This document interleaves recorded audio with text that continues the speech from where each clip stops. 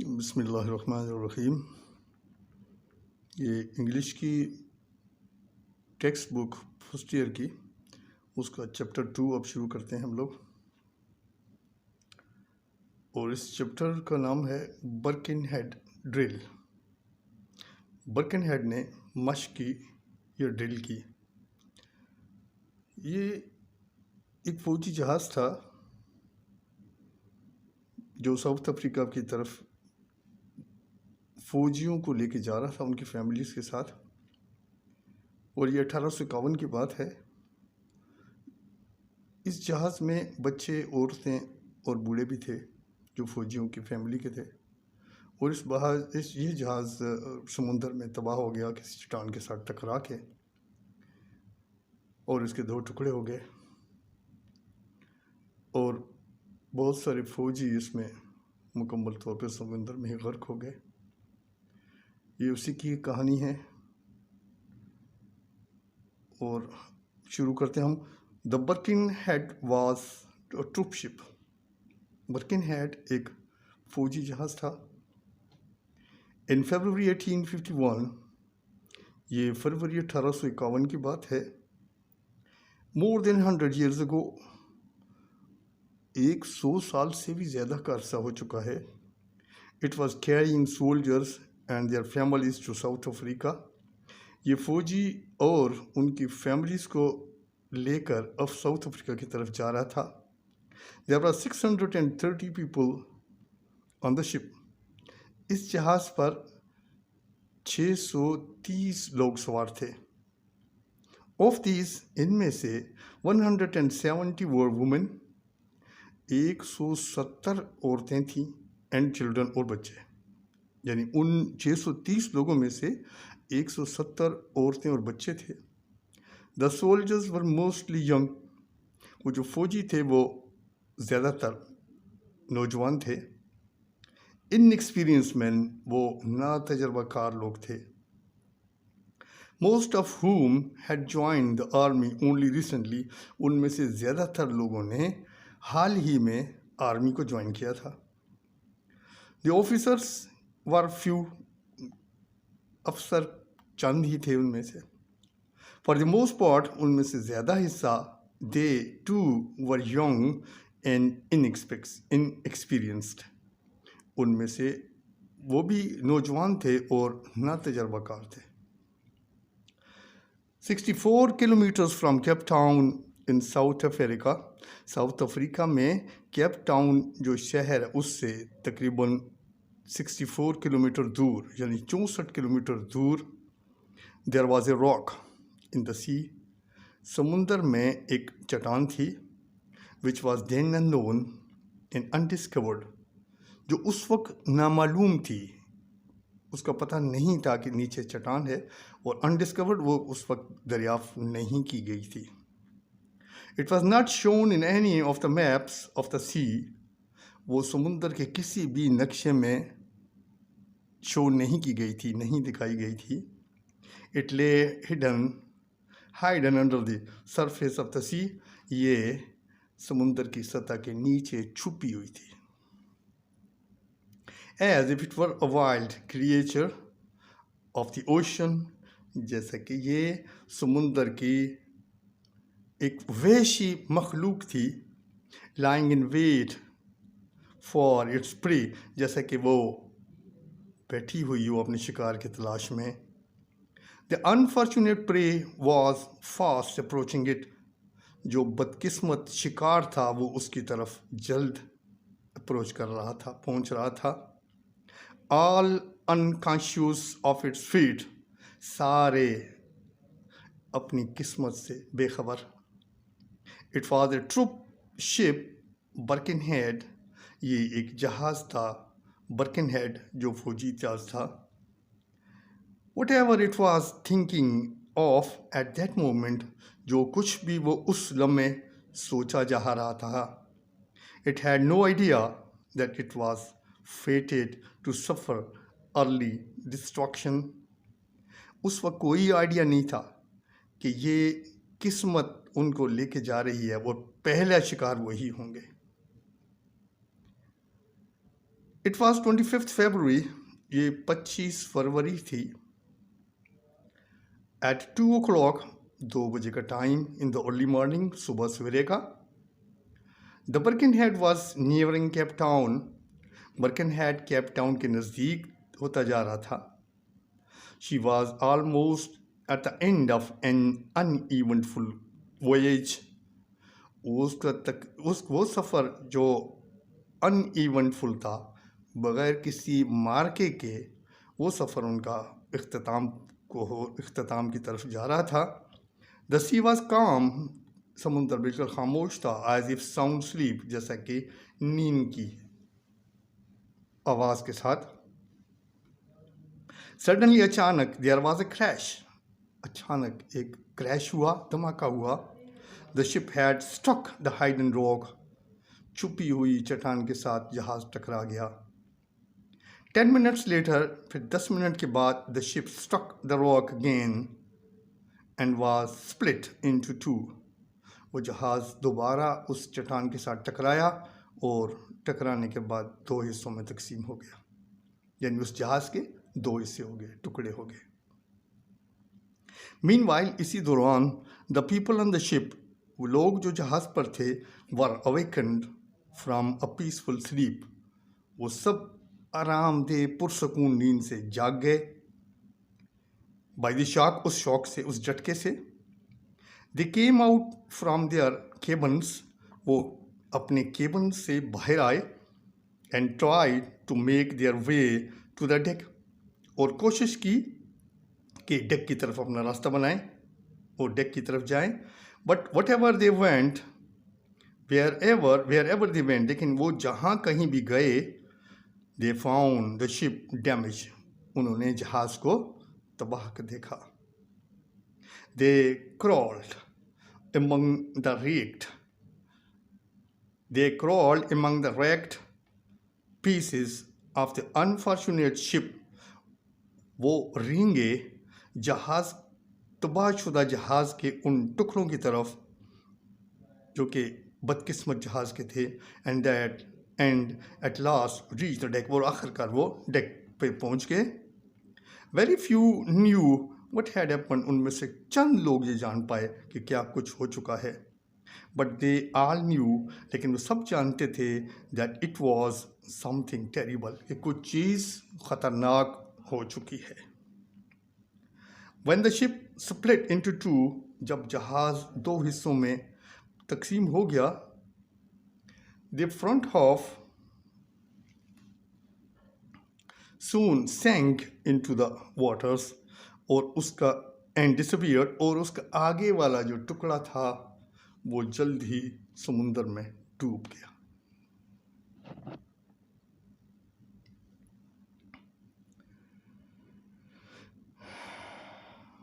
समुंदर में डूब गया और गायब हो गया। बट फॉर्चुनेटली, लेकिन खुशकिस्मती से, all the people on the ship managed to reach the remaining half of the split ship. खुशकिस्मती से जो लोग थे उन्होंने मैनेज किया ताकि वो पहुंच जाएं उसके बाकी हिस्से की तरफ, जो कि जहाज़ के टुकड़े का एक हिस्सा बाकी जो बच गया था, which was still floating under water, जो अभी तक पानी के ऊपर तैर रहा था। They had a narrow escape from a watery grave, उनके पास फरार का बहुत ही तंग रास्ता था उस पानी की कब्र से।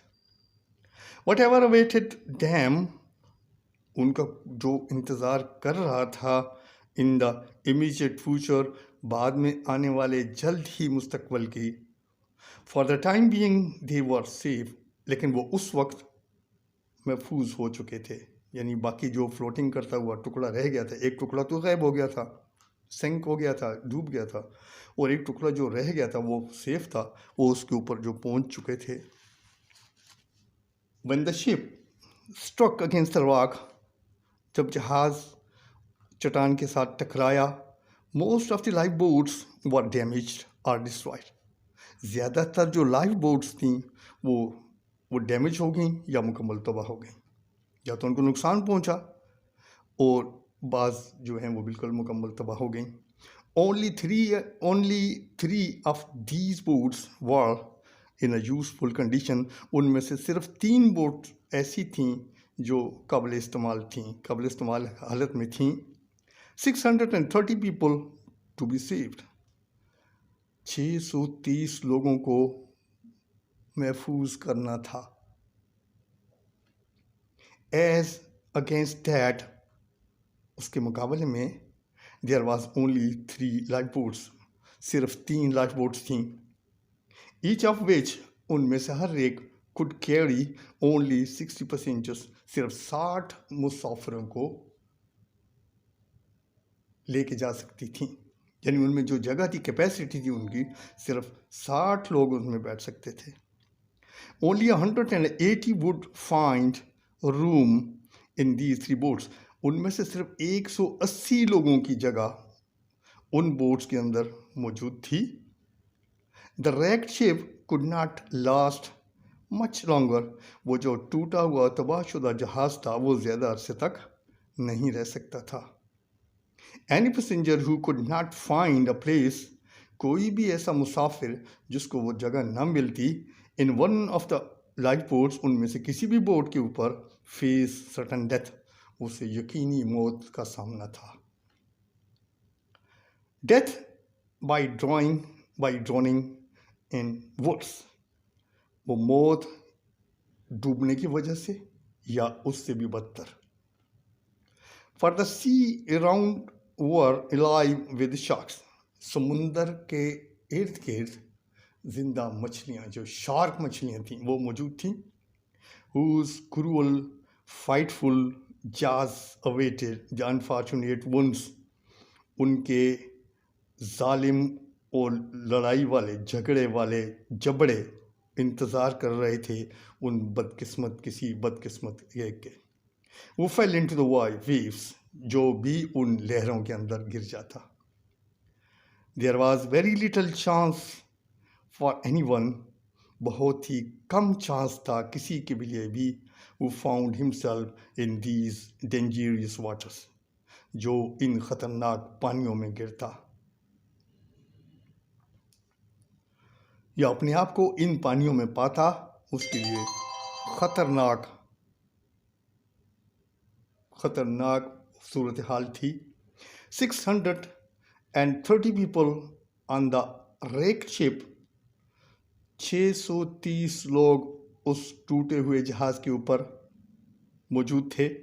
And room in the lifeboats for only 180.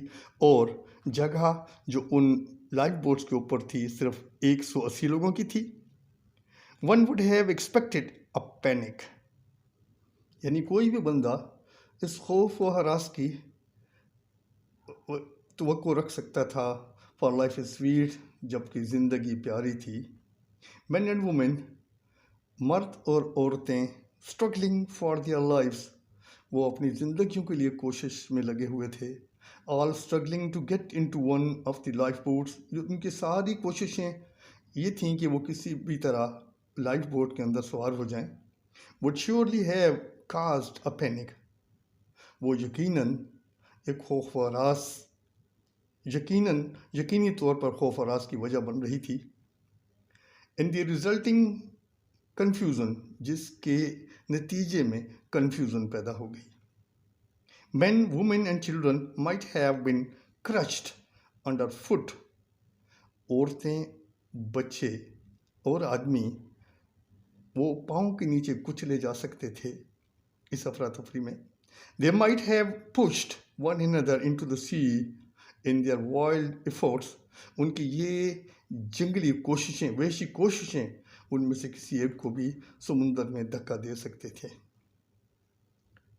To make their way to the boat, जब वो बोटों की तरफ अपना रास्ता बना रहे थे. The boats might have been overloaded. वो बोटें ओवरलोड हो सकती थीं. And sunk under the weight, और उस ज़्यादा बोझ डालने की वजह से वो डूब सकती थीं. Such things had happened, ऐसा हो चुका था before, इससे पहले. इससे पहले ऐसा हो चुका था कि ज़्यादा ओवरलोड होने की वजह से वो बहुत सारी लाइफ बोट्स जो है वो डूब चुकी थी। Whoever was the strongest had won his way to the boats. उनमें से कोई भी जो मजबूत ताकतवर था, वो ताकतवर तरीन था, वो बोट की तरफ जा सकता था, अपना रास्ता बना सकता था, वो जीत सकता था बोट की तरफ जाने के लिए। द वीकेस्ट, और जो कमज़ोर तरीन थे, वुमेन एंड चिल्ड्रन, जिनमें औरतें और बच्चे थे, द ओल्ड या बूढ़े लोग, एंड द सिक या बीमार, had often been left to their fate, और उनको अपनी किस्मत पर छोड़ दिया जा सकता था। इफ सच थिंग, अगर ऐसा होता, हैड हैपन, अगर ऐसा हो जाता, ऑन द बर्केनहेड पे, not one out of the 630 people, उन 630 बंदों में कोई भी वुड हैव बिन सेव, नहीं बचाया जा सकता था, किसी को भी बचाया नहीं जा सकता था। But there was no panic on the Birkenhead, लेकिन बर्केनहेड पर, उस शिप पर कोई भी खौफ हरास नहीं था। Some confusion there was bound to be, हाँ कुछ ऐसे कन्फ्यूजन जो मौजूद थे, वो क्या थे? Out with the boats and let us away, और किसी तरह इन बोट्स में पहुंचा जाए, बाहर निकला जाए, और लेट अस अवे, हमें यहाँ से दूर कर दिया जाए। समवन मे हैव क्राइड, हाँ कुछ लोग ऐसे जिन्होंने चीखा पुकार की थी। whoever it was who had cried thus, उनमें से वो था जो ये पुकार रहा, जो इसने ये पुकारा। It was not one of the young soldiers, उनमें से कोई भी नौजवान फौजी ने, किसी ने भी नहीं पुकारा, कुछ भी नहीं आवाज़ निकाली। There was a perfect discipline, वहाँ उनके पास परफेक्ट डिसिप्लिन था। And great heroism among the troops, और फौजियों के उस ट्रुप में बिल्कुल एक अजीम हीरोइज्म मौजूद था। वुमेन एंड चिल्ड्रन फर्स्ट, औरतें और बच्चे सबसे पहले। Was the order of the day, उस दिन का हुक्म था, उस दिन का ऑर्डर था कि औरतें और बच्चे सबसे पहले। The commander of the troop called on his men together on a deck in a proper drill order, उनके कमांडर ने, ट्रुप के कमांडर ने उनको ये ऑर्डर किया, ये हुक्म दिया कि वो सारे डेक के ऊपर इकट्ठे हो जाएं और प्रॉपर ड्रिल के लिए तैयार हो जाएं।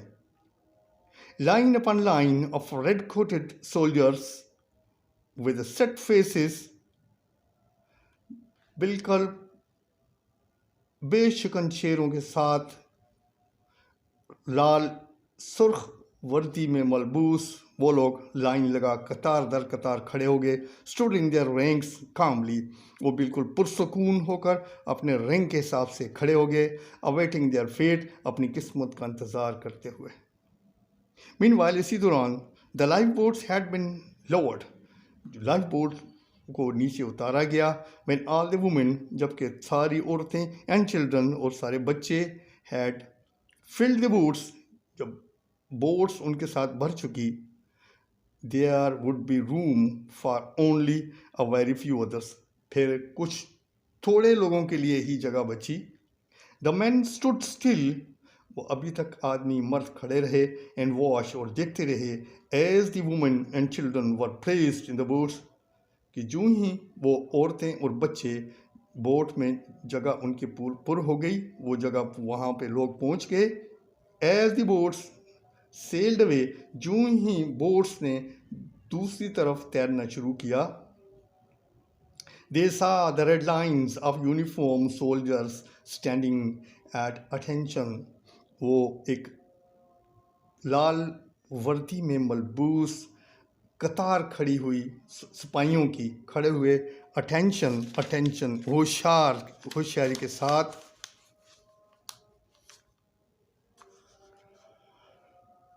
As if they were at their daily drill, यूँ लग रहा था कि जैसे वो रोज़ाना की ड्रिल कर रहे हों।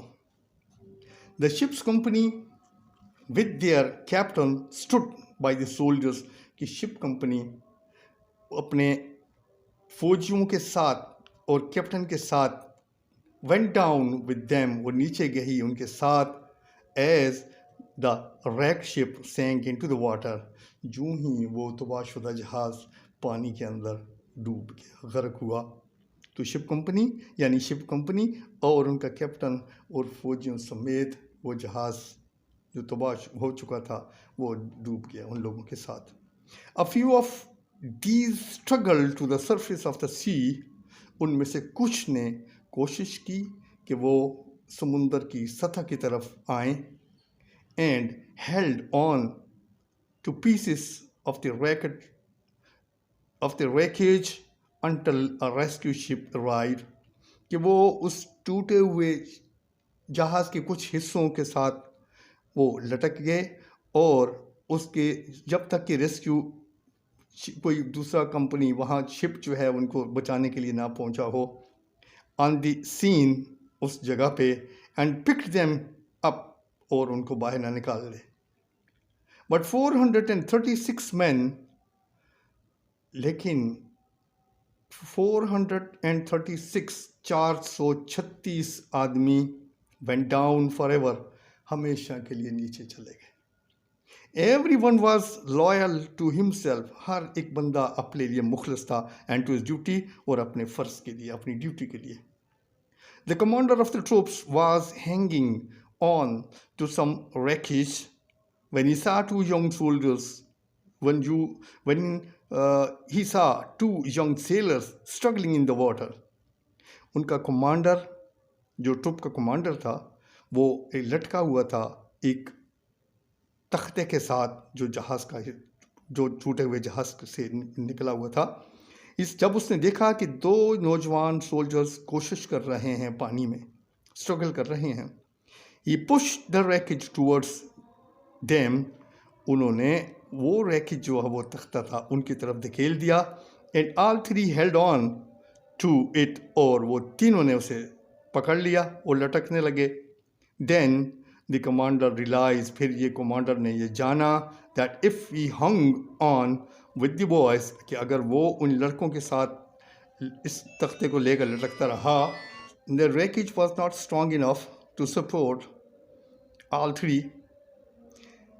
वो तख्ता जो है वो इतना मजबूत नहीं था, काफ़ी मजबूत नहीं था कि वो उन तीनों को सपोर्ट देता। सो ही लेट गो हिज होल्ड, उसने अपने वो जो उसने थामा हुआ था तख्ते को उसने छोड़ दिया। एंड सेंक इनटू द सी, और वो समुंदर में डूब गया। उनका captain, commander, the one officer of the troop who was rescued, उनमें से एक अफसर जिसको बचा लिया गया था, रिपोर्टेड, उसने रिपोर्ट किया, the determination of all hands was for more than I thought. वो जो अज़्म था उन लोगों का, उन हाथों का, वो जो अज़्म था वो मेरी सोच से कहीं ज़्यादा था। Could be affected by the best discipline, वो ऐसा ही मुमकिन हो सकता है, ऐसा ही असंदाज हो सकता था कि एक बेहतरीन डिसिप्लिन, जिसको बेहतरीन डिसिप्लिन ही इफेक्ट कर सकता था।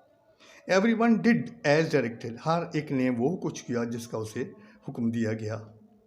There was not a murmur among them, उनमें कोई बड़बड़ाहट नहीं थी। ऑर्डर वर कैरिड आउट, हुक्म को माना गया। Out as if the men were getting on the ship, ऐसा लग रहा था कि जैसे वो जहाज़ के ऊपर चढ़ रहे हैं। Instead of going to the bottom, बजाय इसके कि वो बॉटम की तरफ जा रहे थे, डूबने जा रहे थे। Birkenhead drill, women and children first. Birkenhead ने ये ड्रिल किया कि औरतें और बच्चे पहले। इज़ द ऑर्डर फॉलोड, वो ऐसा हुक्म था जो फॉलो हुआ। ऑन ऑल शिप्स, बाकी तमाम जहाज़ों पर, दैट आर इन डेंजर, जब कभी वो ख़तरे में रहे। Birkenhead drill means today to stand and be still facing certain death. Birkenhead drill की ये मतलब था कि आज टू स्टैंड, खड़े रहो, एंड बी स्टिल, और साकत रहो, फेसिंग सर्टन डेथ, एक यकीनी मौत को फेस करने के लिए। So that weaker once may have a chance of life, ताकि कमज़ोर लोगों को ये चांस मिल सके उनको ज़िंदगी का। अब दूसरी वीडियो के लिए इंशाअल्लाह फिर हाज़िर हूँगा, तब तक के लिए अल्लाह हाफ़िज़, अस्सलाम वालेकुम।